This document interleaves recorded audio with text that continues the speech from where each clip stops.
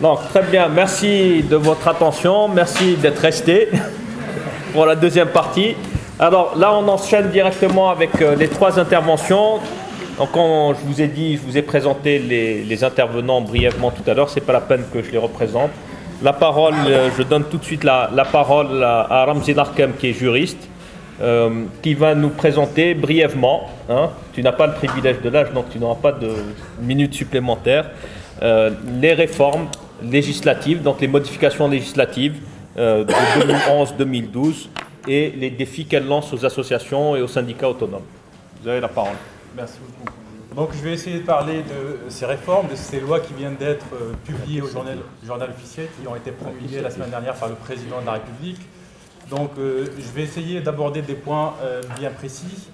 Donc c'est sans surprise que ces lois vont plutôt dans le sens de la restriction et de la répression que la consécration des libertés publiques. Je vais essayer.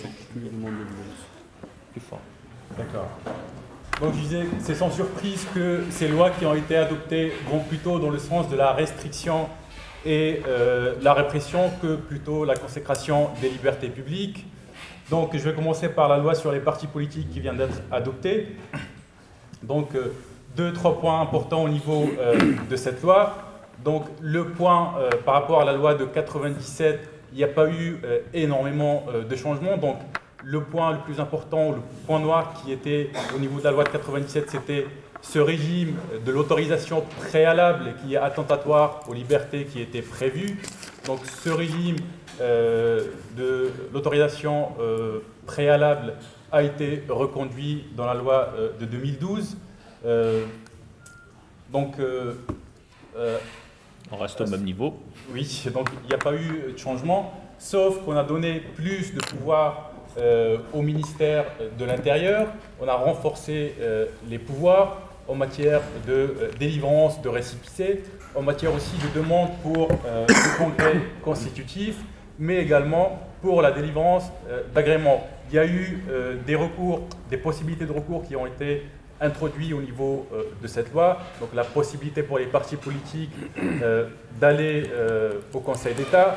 Néanmoins, connaissant l'indépendance de la justice algérienne, on ne sait pas ce que cette réforme ou cette possibilité de recours va permettre aux partis politiques de faire respecter leurs droits. Au niveau de l'article 5 aussi de cette loi, on a, donc je cite l'article 5, le droit de fonder un parti politique, de prendre part à sa fondation ou de faire partie de ses organes dirigeants est interdit pour toute personne responsable de l'instrumentalisation de la religion ayant conduit à la tragédie nationale.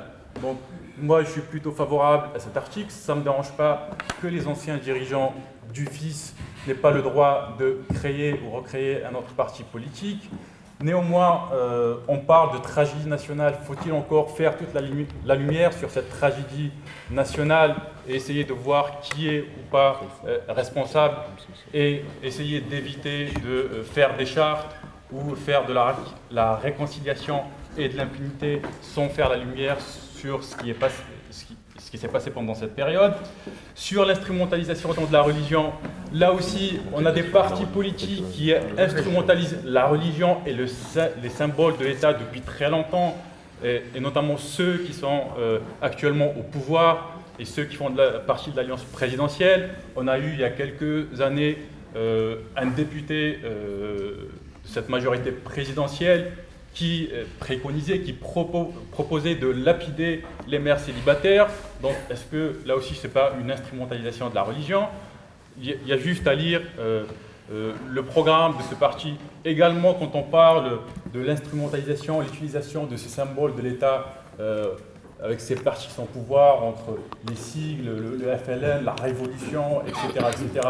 Là aussi, on a une instrumentalisation. Donc, la loi ou cet article doit être appliqué de manière égale et de manière, non pas de manière sélective pour certains partis et non pour d'autres.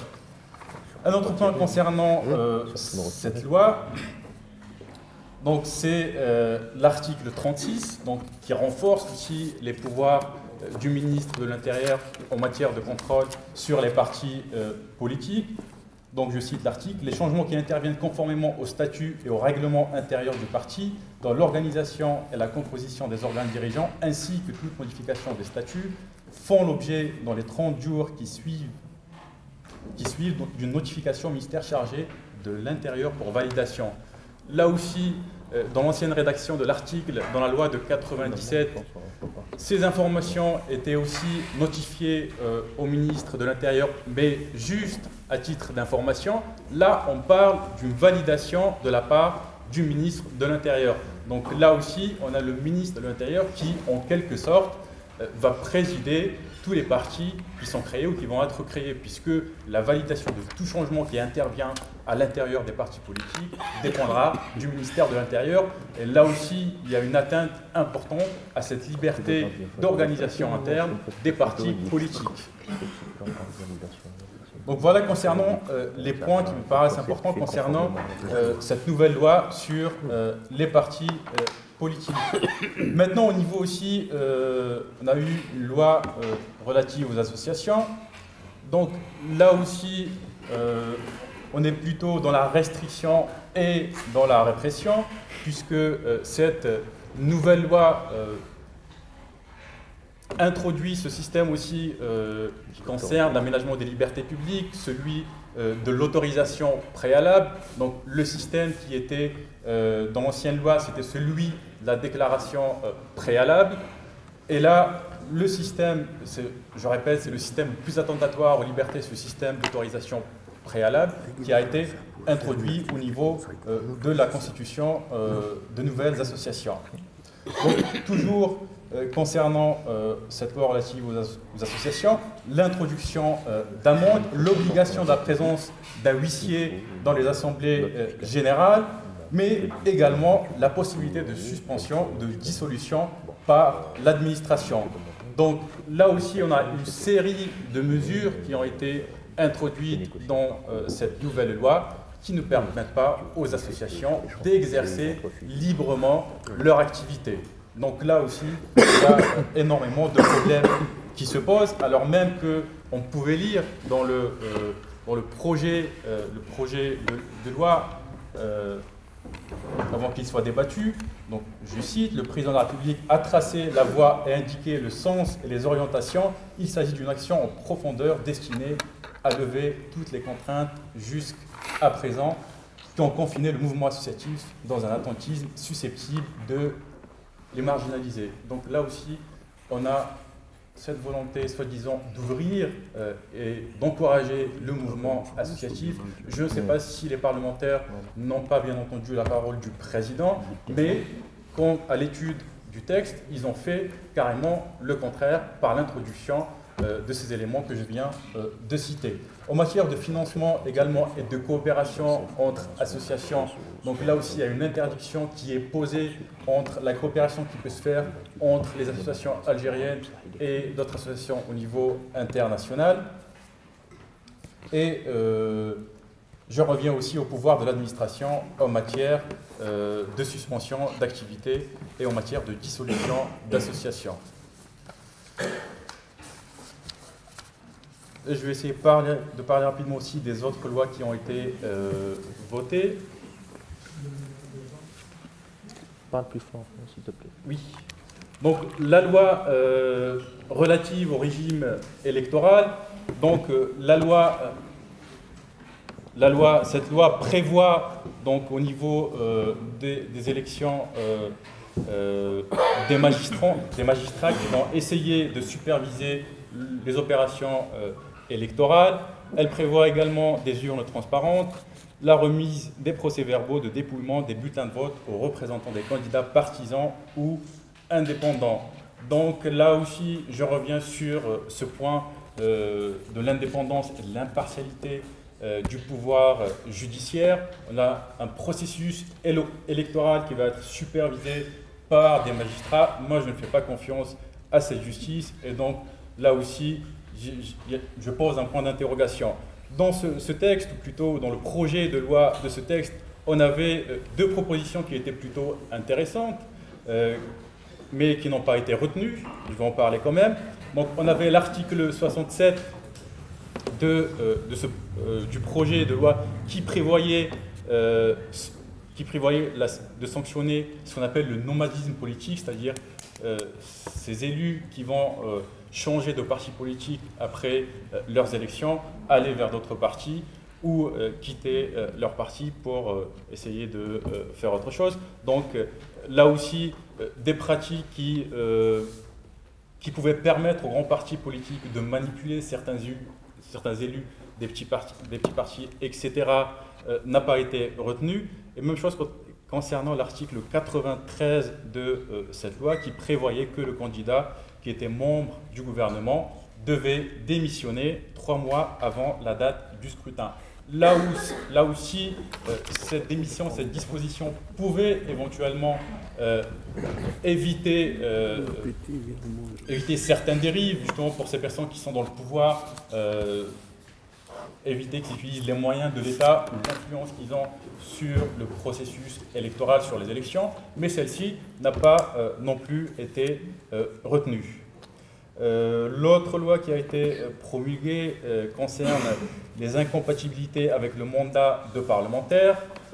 Là aussi, je ne vais pas rentrer dans le détail de la loi. Donc celle-ci a été adoptée conformément à l'article 103 de la Constitution, justement qui prévoyait ces cas d'incompatibilité, mais on a attendu jusqu'en 2012 pour justement promulguer, adopter, proposer ce texte au Parlement.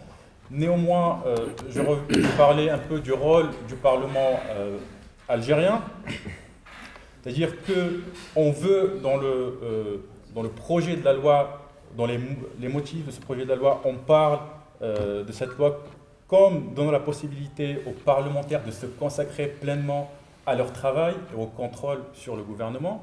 Néanmoins, le Parlement algérien est depuis des années, depuis toujours, n'a été qu'une chambre d'enregistrement, c'est-à-dire on a 2 chambres, le Conseil de la Nation, là aussi beaucoup de personnes, et moi-même je me demande à quoi il sert, vu le système de désignation et vu le travail effectué. Après on a l'Assemblée nationale, une Assemblée nationale qui est issue d'un scrutin frauduleux. Donc là aussi, au niveau juridique, on a l'utilisation par le président de la République de l'ordonnance, c'est-à-dire les ordonnances présidentielles qui normalement sont utilisées à titre exceptionnel dans le droit algérien. L'utilisation n'est pas exceptionnelle et plutôt vient concurrencer le Parlement ou l'Assemblée nationale dans son pouvoir de faire des lois et de contrôler le gouvernement.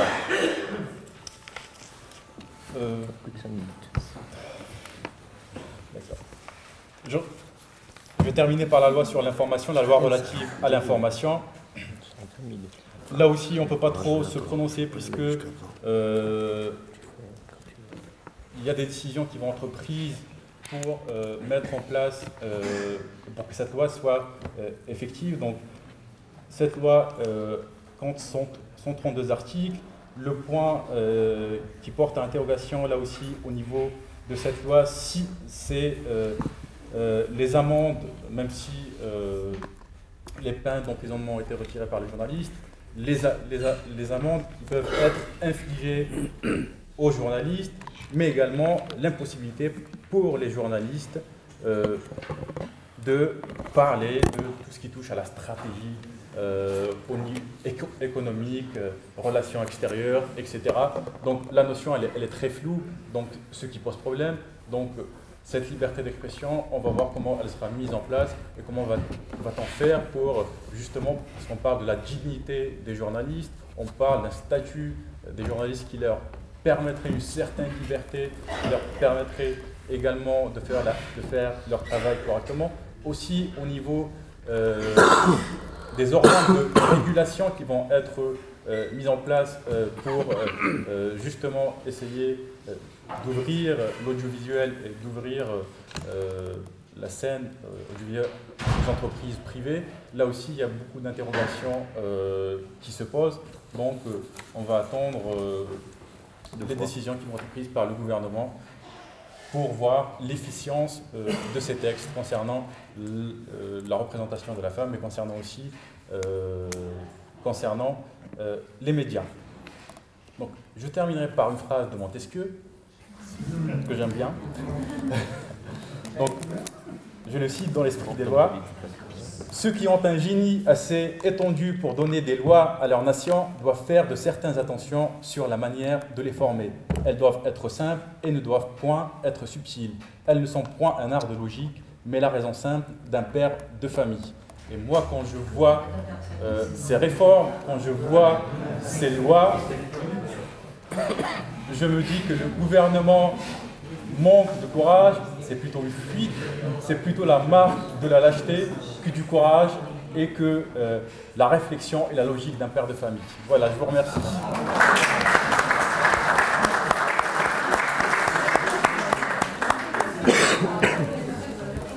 Merci Ramzi. Merci Ramzi pour cette intervention. On ne savait pas que Montesquieu avait été un commentateur de la politique algérienne, mais là on vient de l'apprendre. Et donc je passe sans plus tarder la parole à Issa Rahmoun, qui est avocat et qui est membre de la Ligue algérienne de défense des droits de l'homme. Toi la parole. Merci. Salam alaikum. Salam alaikum. Bonsoir. Donc tout d'abord je tiens à... D'accord. En stéréo. Tout d'abord je remercie nos amis de l'ACDA pour cette initiative. Lancer un débat ou des débats.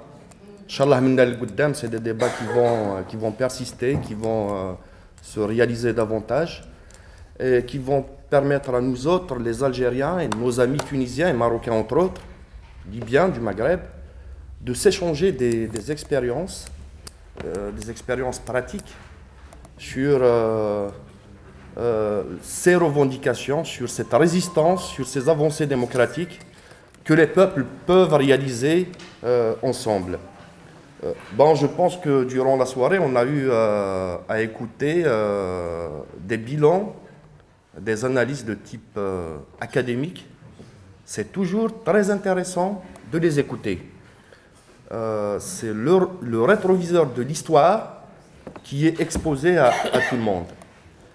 20 ans après l'arrêt du processus démocratique ou du processus électoral, cet événement intervient au niveau géopolitique de ce qui frappe la région, de ce qu'on appelle communément, et les appellations diffèrent d'un groupe à un autre, révolution arabe, soulèvement, printemps arabe.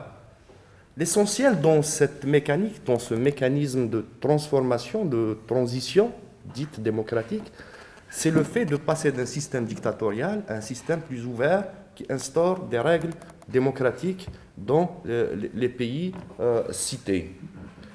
Permettez-moi de vous lire un petit passage d'une chronique que j'ai lue avant-hier, qui est écrite par Salim Arzali, qui évoque 20 ans après l'arrêt du processus électoral.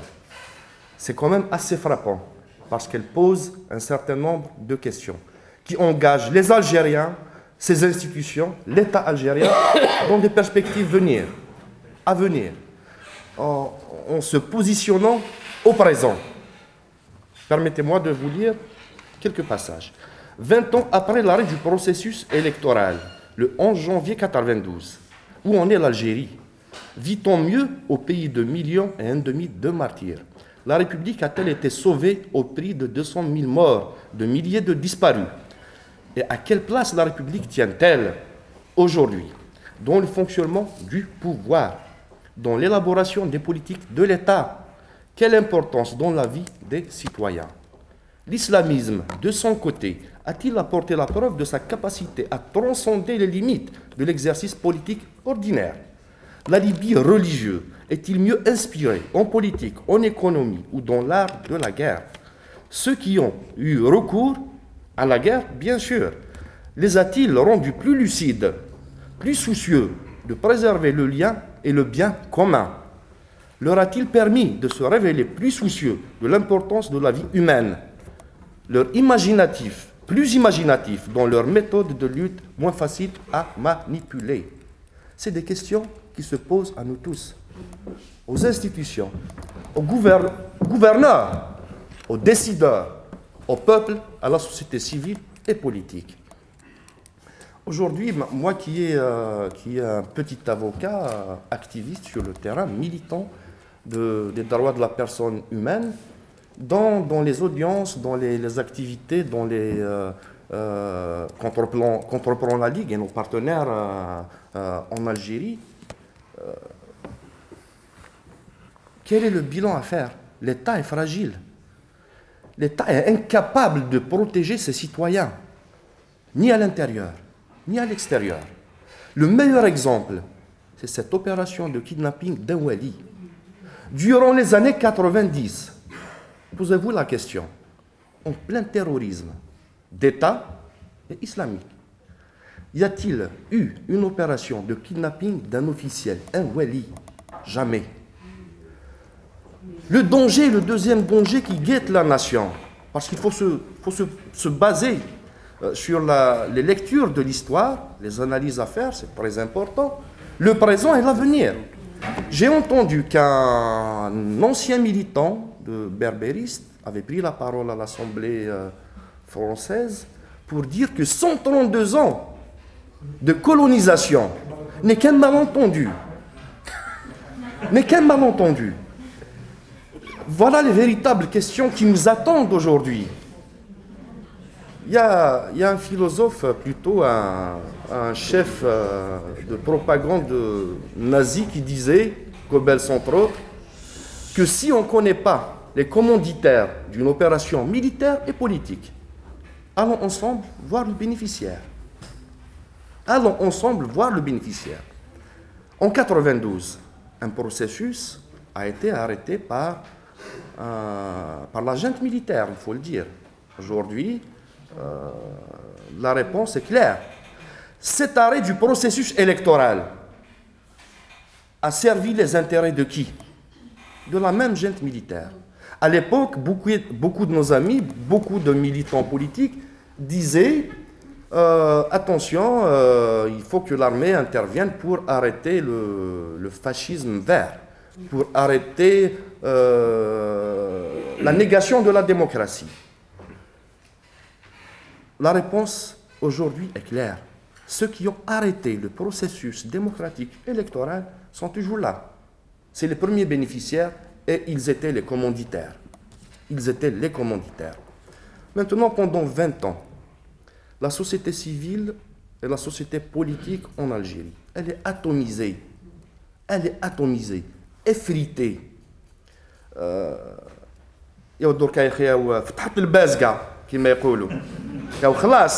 C'est bon, on ne va plus.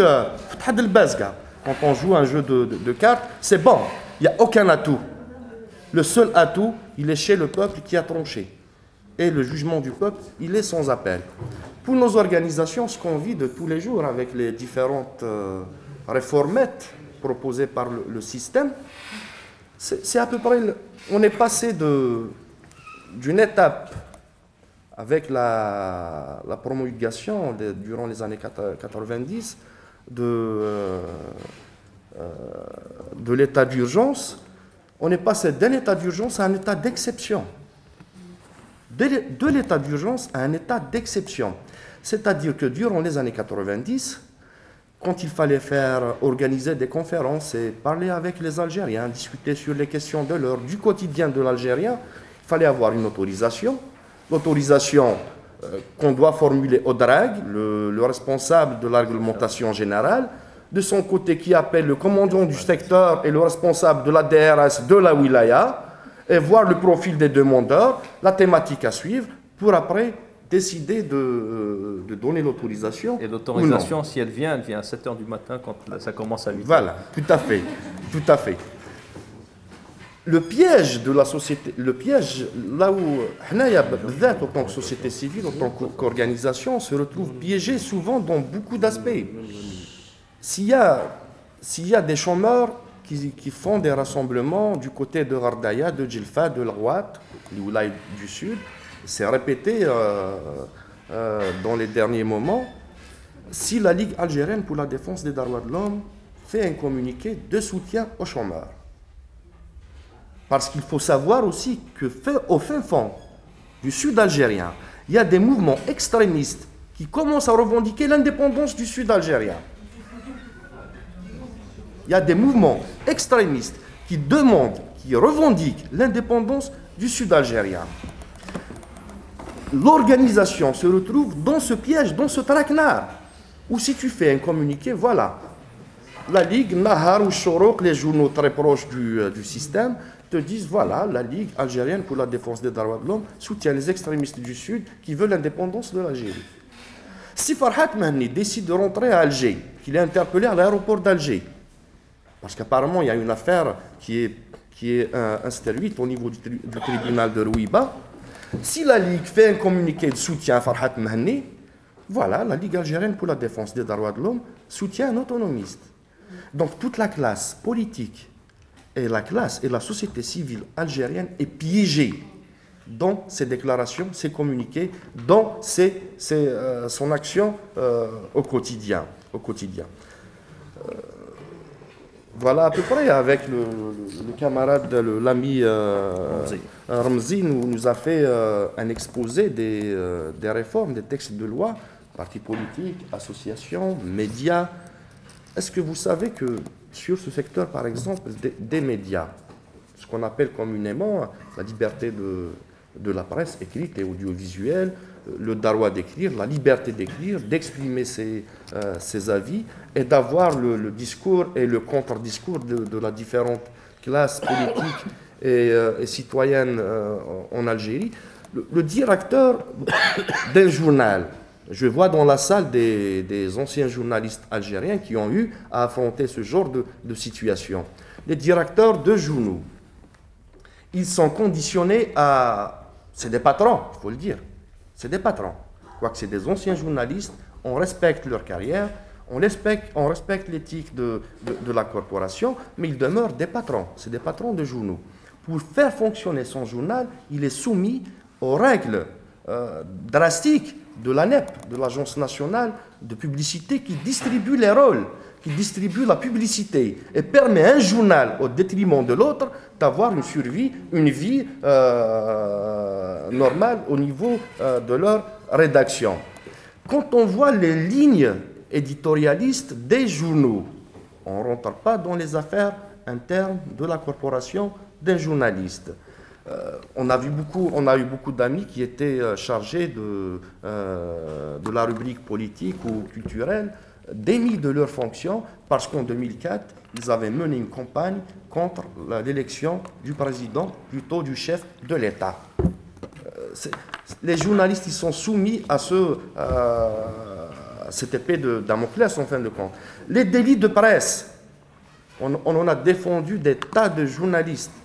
Dès qu'une information circule, et le meilleur exemple, je pense que c'était le Wali Doran, avec le général, le chef de secteur de la région, je pense que c'est la 4e région de l'Ouest, et le DSP, le directeur de la santé publique de la Wilaya d'Oran. Après une enquête qui a donné comme résultat au niveau de la direction l'implication directe du Wali et du général dans des affaires de drogue. Il se retrouve condamné à 5 ans de prison. Et lui, et la journaliste, et le directeur du journal.